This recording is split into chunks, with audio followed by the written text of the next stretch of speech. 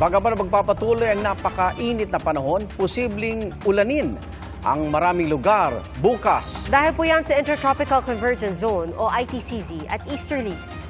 Ang ITCZ ay binubuo ng makakapal na ulap kaya magpapaulan yan lalo na sa Mindanao. Habang yung easterlies, bukod sa mainit na panahon ay posibleng magdulot ng thunderstorms.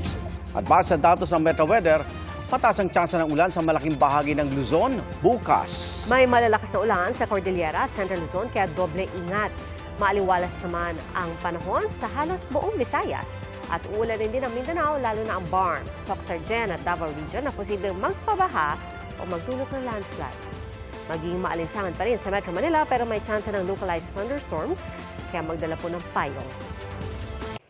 Mga kapuso, sama-sama tayong maging saksi. Mag-subscribe sa GMA Integrated News sa YouTube at para sa mga kapuso abroad, samahan niyo kami sa GMA Pinoy TV at sa www.gmanews.tv.